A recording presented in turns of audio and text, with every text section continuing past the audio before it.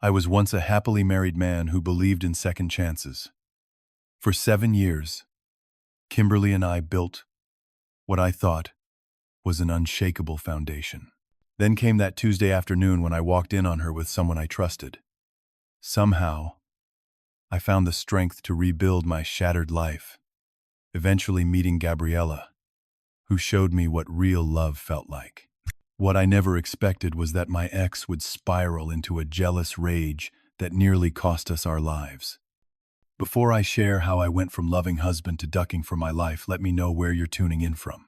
Hit subscribe if you want more stories about surviving relationship disasters and finding happiness against all odds.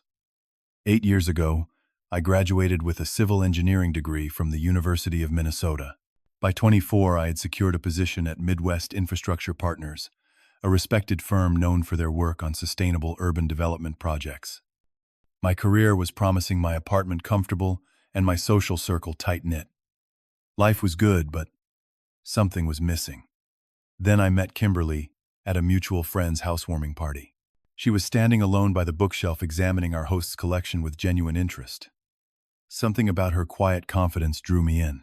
That night, we talked for hours about everything from environmental architecture to our shared love of hiking the North Shore. Her brown eyes lit up when she spoke about her work as an elementary school art teacher and how she was developing programs for underprivileged students. Our connection was immediate and intense. Within 6 months of dating, I was certain she was the one. On our 1-year anniversary, I proposed during a sunrise hike at Gooseberry Falls. The look of pure joy on her face as she said yes is something I once treasured in my memory. We married young at 25, settling into a modest but charming house in a Minneapolis suburb. Our life together seemed picture perfect.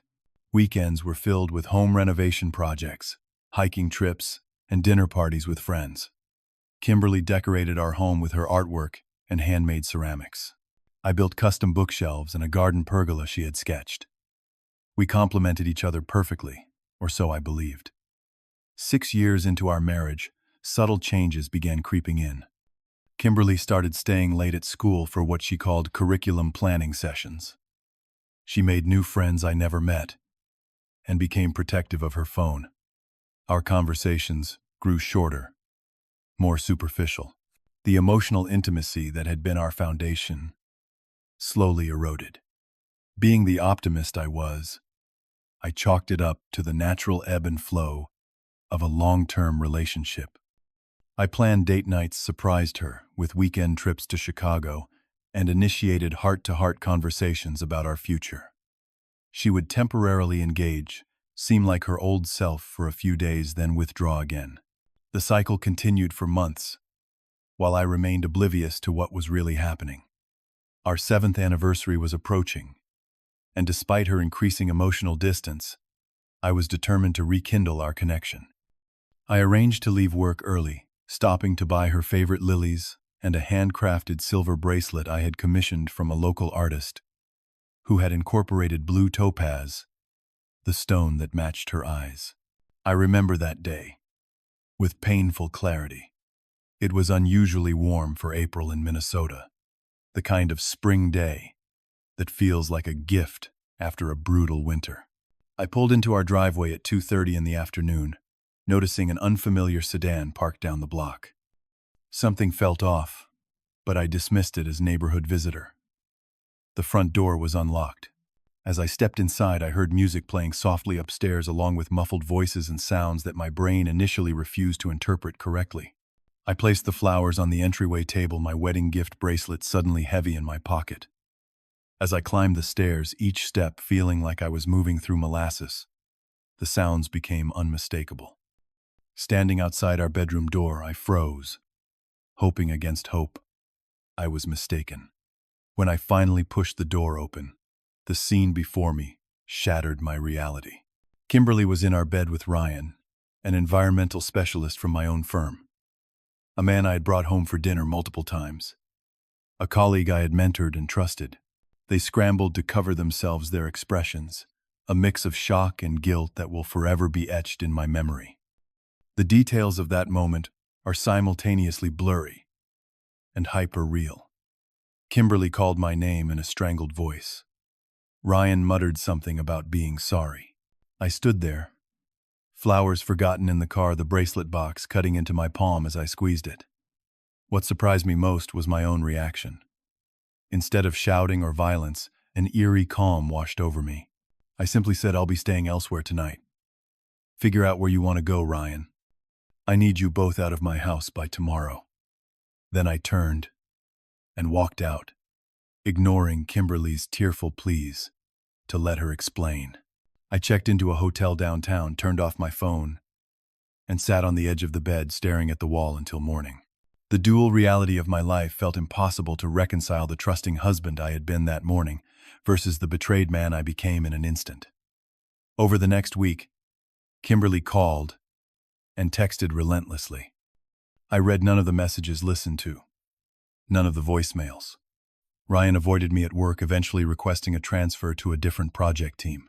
The office gossip reached me in fragments, but I maintained my professional demeanor, refusing to discuss my personal life with colleagues. After 7 days of silence, I agreed to meet Kimberly at a coffee shop to talk. She arrived, looking disheveled, her eyes red-rimmed from crying. Part of me ached to comfort her out of sheer habit, but that impulse died when she began speaking. She confessed that the affair had been going on for 6 months, beginning after she met Ryan at our company holiday party. What gutted me further was her admission that even before the affair she had been contemplating leaving our marriage, feeling unfulfilled and restless. The betrayal with Ryan was a symptom, not the cause of our failing relationship. I listened silently, watching her twist her wedding ring while she systematically dismantled 7 years of what I thought was shared happiness. When she finished asking if there was any chance we could work through this, I simply said, "No, Kimberly, there isn't." I walked out of the coffee shop with my back straight, waited until I reached my car to break down. The divorce proceedings began amicably enough, but quickly turned contentious. I discovered Kimberly had been squirreling away money in a separate account for nearly a year. She fought for ownership of our house, despite her teacher's salary being insufficient to maintain the mortgage. It became clear she had expected me to move out permanently while she maintained the life I had helped build. Friends we had shared for years began taking sides. To my astonishment, several believed Kimberly's twisted version of events, that I had been emotionally absent, that our marriage had been troubled for years, that her affair was a desperate attempt to feel something again. The secondary betrayal of these friendships compounded my isolation. The first months after discovery were the darkest of my life. I moved into a sparse one-bedroom apartment across town, sleeping on an air mattress until I could muster the energy to furnish the place. Each night I replayed moments from our marriage, questioning every memory, wondering if any of it had been real. My brother James and his wife Leanne became my lifelines. They lived 2 hours away, but took turns driving to Minneapolis to check on me. Leanne stocked my fridge with home-cooked meals. James helped me find a therapist, and sometimes just sat with me in silence when words failed. Dr. Marshall, my therapist, helped me navigate the stages of grief that came with this kind of betrayal. I learned that my anger was valid, but could become destructive if not channeled properly.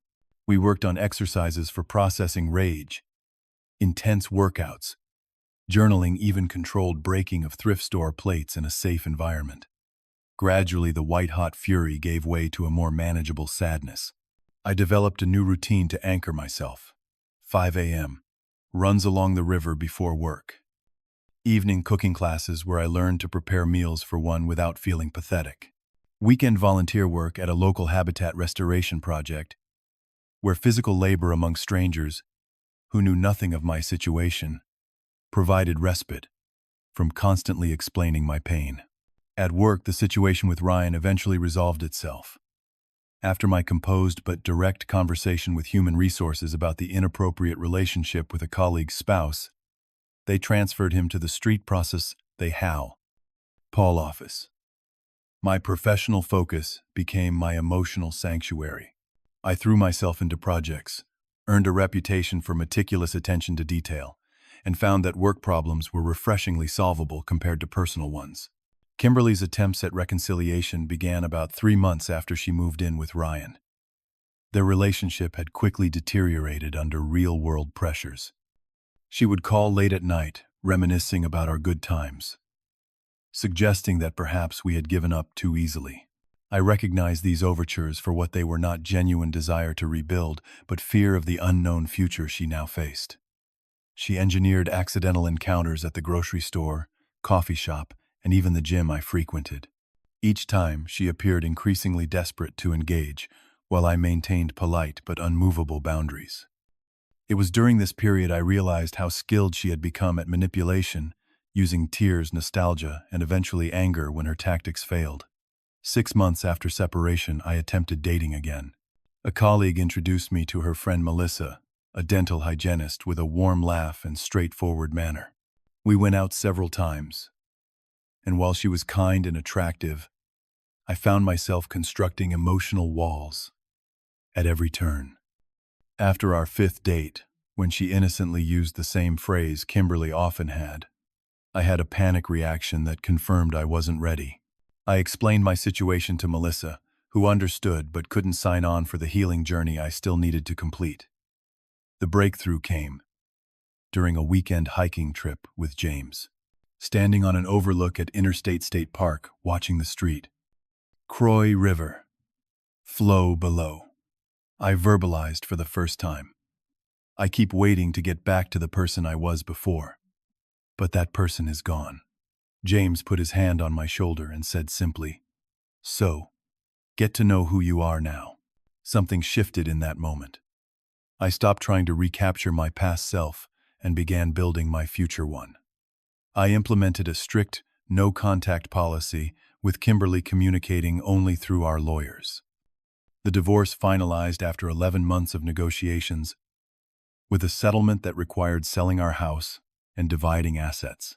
The day the papers were signed, I took my wedding ring to a jeweler, sold it, and used the money to book a solo trip to Colorado.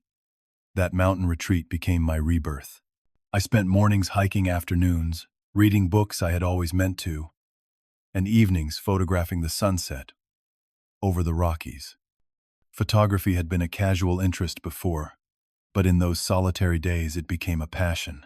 Looking through a viewfinder forced me to focus on what was beautiful and worth capturing in the present moment. I returned to Minneapolis different, not healed completely, but no longer defined by my failed marriage. I created new traditions for myself. During that first holiday season, alone, instead of Christmas with Kimberly's large family, I volunteered serving meals at a shelter, then joined James and Leanne for a quiet celebration. The absence of forced cheer and family tension was unexpectedly refreshing. Throughout this period, Kimberly's social media presence grew increasingly concerning. Friends would occasionally mention her erratic posts, vague threats about betrayal, followed by filtered photos portraying perfect happiness, then late-night rants about karma. I muted all notifications about her, but couldn't help hearing about her apparent instability through mutual acquaintances. 18 months after my divorce finalized, life had taken a decidedly positive turn. My work on sustainable urban drainage systems earned me a promotion to project lead. My apartment finally felt like home, decorated minimally, but with intention. My therapy sessions reduced from weekly to monthly maintenance check-ins. Seeking to nurture my newfound passion for photography, I joined the Twin Cities Visual Arts Collective, a group that met bi-weekly for workshops and critique sessions. It was there I met Gabriella, a graphic designer whose thoughtful analysis of composition and color theory impressed me immediately. Our connection developed organically through creative collaboration. She needed photographs for a nonprofit campaign she was designing.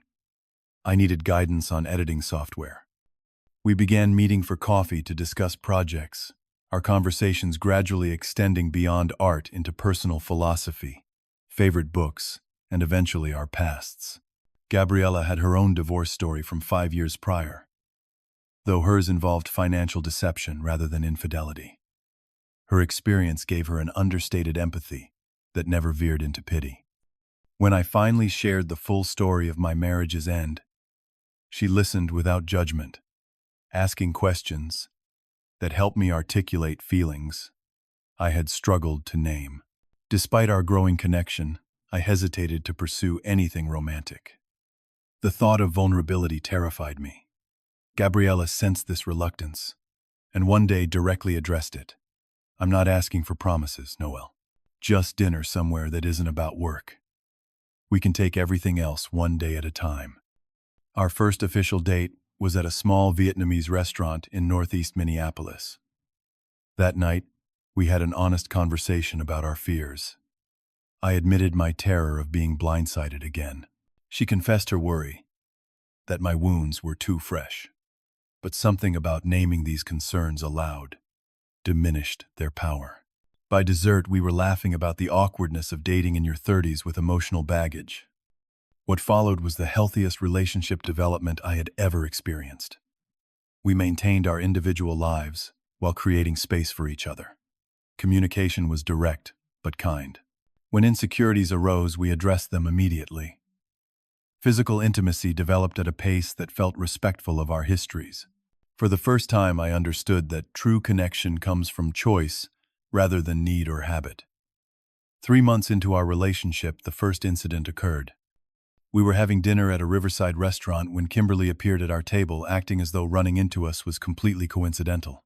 She introduced herself to Gabriella with excessive friendliness, while making subtle digs about my past preferences and habits. I kept the interaction brief, but the encounter left me unsettled. Similar coincidences began happening with alarming frequency. Kimberly would appear at the farmers market we frequented, at the movie theater on our date night, even at a photography exhibition where I was showing work. Each time her behavior became increasingly inappropriate, with comments that veered between overly familiar and passively threatening.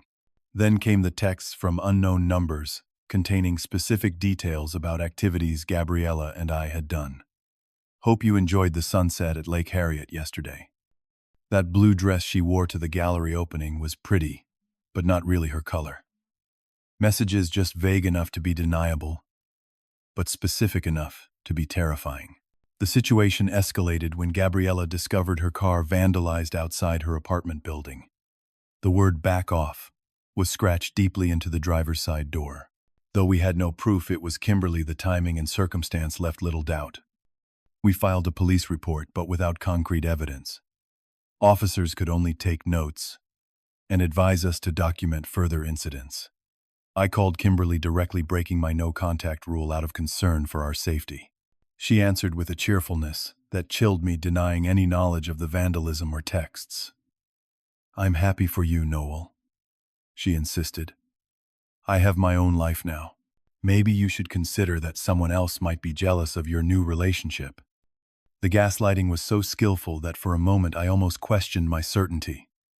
1 week later, a bouquet of dead flowers was delivered to Gabriella's workplace with a card reading, "Everything dies, eventually." Her coworkers were disturbed, and her boss insisted on walking her to her car that evening. We filed another police report, and this time the officers suggested we install security cameras at both residences. The camera outside my apartment captured footage of Kimberly lingering in the parking lot at 3 a.m., trying door handles on several cars before leaving. This evidence, combined with the previous reports, was enough for police to issue her an official warning. For 2 weeks, things quieted down, and we cautiously hoped she had been scared straight. 6 months into our relationship, Gabriella and I took a weekend trip to a lake house owned by her family. Those 2 days of peace, swimming in clear water and making meals together in a sun-drenched kitchen, reminded me how life could feel without constant vigilance. We returned to the city, Sunday evening, relaxed and reconnected. That feeling shattered when I opened my apartment door to find the place had been broken into. Nothing was stolen, but on my dining table sat a disturbing arrangement of printed photos of Gabriella and me, our faces meticulously scratched out. The violation felt profound, not just of my space, but of my tentative steps toward happiness. This time the evidence was overwhelming enough for a judge to grant a temporary restraining order against Kimberly. She was prohibited from coming within 500 feet of either of us, our homes or workplaces. When served with the order, she reportedly broke down crying, claiming she was being persecuted and misunderstood. For 2 weeks, there were no incidents. We began cautiously relaxing our constant state of alert. Perhaps the restraining order had been the wake-up call she needed. Perhaps she was finally moving on. We decided to celebrate with a movie night, our first public outing, without looking over our shoulders constantly. The night was perfect, unseasonably warm for Minnesota in early spring. We had just watched a comedy that left us both in high spirits, walking hand in hand through the theater parking lot toward my car. The conversation flowed easily as we discussed our favorite scenes, planning to stop for ice cream on the way home. I noticed the car first, a silver sedan, idling at the far end of the lot with its lights off. Something about it triggered my now well-developed danger sense. I began subtly changing our path, moving toward a more populated area near the theater entrance. Then everything happened in terrifying slow motion. The sedan's engine revved loudly. Headlights suddenly blazed on, illuminating us in harsh white light. The vehicle lurched forward, accelerating directly toward where we stood. In that split second, I recognized Kimberly's face behind the wheel, contorted with an expression I had never seen before. Pure instinct took over. I shoved Gabriella hard to the left, launching myself in the opposite direction. The car missed us by inches, the rush of air from its passing tugging at my jacket. Tires squealed as Kimberly attempted to correct course, but her speed was too great. The sedan jumped the curb and crashed into the theater's concrete wall with a sickening crunch of metal. Gabriella and I were sprawled on the asphalt, shaken but incredibly uninjured beyond minor scrapes. Theater security personnel rushed toward the crashed vehicle while others helped us to our feet. Through the gathering crowd, I could hear Kimberly's hysterical screams from inside the crumpled car. Police and ambulance arrived within minutes. Kimberly had suffered a broken wrist and facial lacerations from the airbag deployment, but was otherwise physically intact. As paramedics treated her, she alternated between sobbing apologies and screaming accusations about how I had ruined her life by leaving her. The police arrested her at the hospital after treatment. Multiple witnesses had seen the deliberate nature of the attack, and security cameras had captured the entire incident. She was charged with 2 counts of attempted vehicular assault, violation of a restraining order, and reckless endangerment.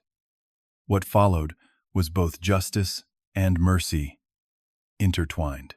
During her arraignment, Kimberly's public defender requested a psychological evaluation. The results revealed an undiagnosed and untreated borderline personality disorder exacerbated by alcohol dependency that had developed after our divorce. The court mandated an intensive inpatient treatment program, followed by supervised outpatient therapy and monitoring as an alternative to prison time.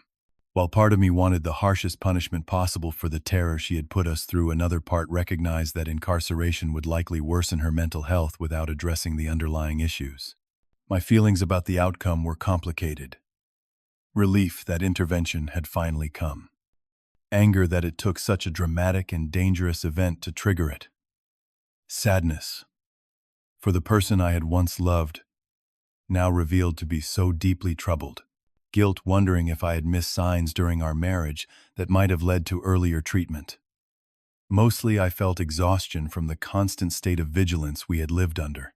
Through it all, Gabriella showed remarkable resilience.